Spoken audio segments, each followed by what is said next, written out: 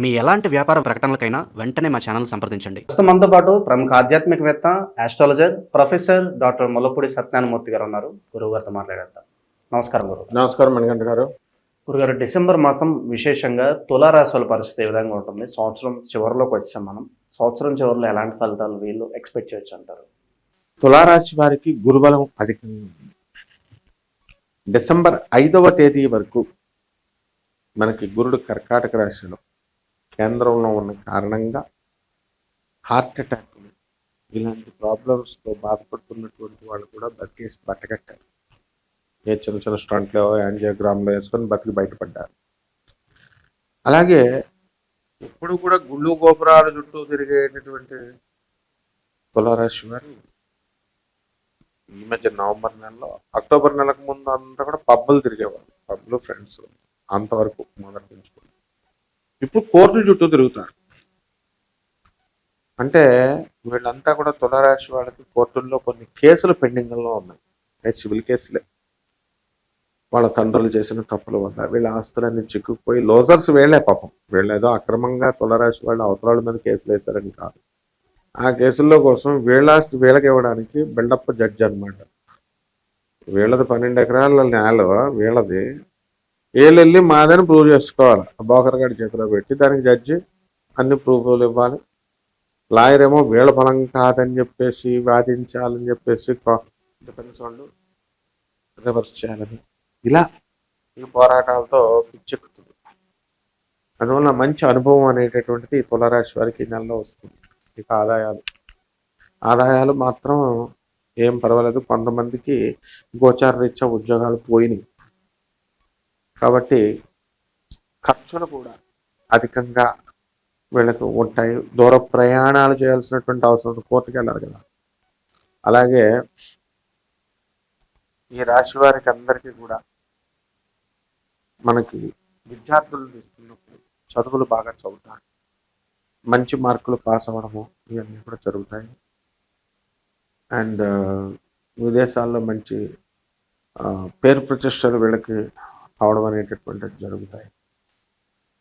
అప్పటి వరకు కూడా బంధువులందరూ కూడా ఉదాసీనంగా ఉన్నటువంటి వాళ్ళంతా కూడా ఇప్పుడు మంచి కలిసికట్టుగా మంచి కోఆపరేషన్తో ఈ యొక్క తులారాశి వారి ఇళ్ళకి రావడం జరుగుతుంది. అంటే అది ఖర్చు ఎక్కువైపోయినా మంచి పలుకుబడితనం ఎక్కువ ఉంటుంది. ఇక వివాహాలు కానటువంటి వాళ్ళకి వివాహాలు అవుతాయి. సంతానం లేనటువంటి వాళ్ళకి సంతానం అవుతాయి. ఇక అక్రమ సంబంధ వ్యవహారాలు ఇవి అన్ని రాశుల వారిని కూడా అందరికీ ఉండవు. ఎక్కడో తప్పనిసరి పరిస్థితుల్లో ఎక్కడో గ్రహాలు వీక్గా అయినప్పుడు ఇలాంటివి మనం మంచి చెప్పిన ఎక్కువ వాళ్ళకి, అలాంటి వాళ్ళకి అందరికీ కూడా వాటి నుంచి బయటపడడానికి అవకాశాలు ఉన్నా బయటకు రాలేరు వాళ్ళు. సో వీళ్ళు ఇటువంటి వాళ్ళు ఎందుకు రాలేకపోతున్నారు అనేటటువంటిది గ్రహాలను మనం చూడాలి.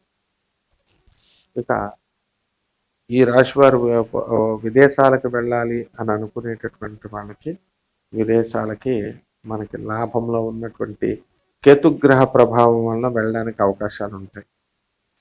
అలాగే ఈ రాశి వారికి అందరికీ కూడా జ్వరాలు, జలుబులు ఇలాంటి కఫ ప్రవృత్తి కలిగినటువంటి రోగాలు రావడానికి అవకాశాలు ఎక్కువగా ఉన్నాయి. నూతన వస్త్రాలంకరణ, నూతన ఆభరణాలు రావడము ఇలాంటివన్నీ కూడా జరుగుతాయి.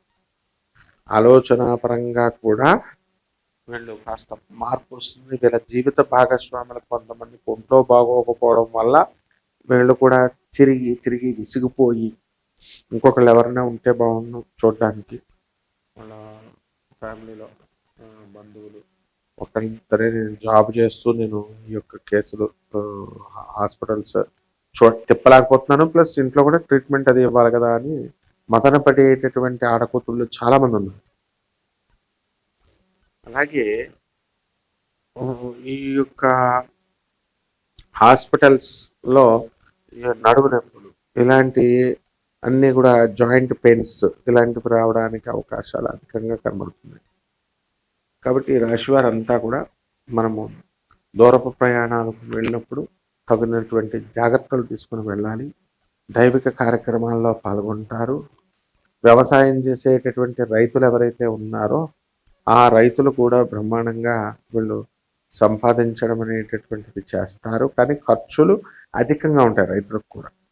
ఒకటి ఏంటంటే పంచమ రాహు ఉన్నాడు, దీనివల్ల సంతానంలో అబార్షన్లు అవ్వడము ఇలాంటివన్నీ కూడా కొన్ని కొన్ని విషయాల్లో జరుగుతాయి.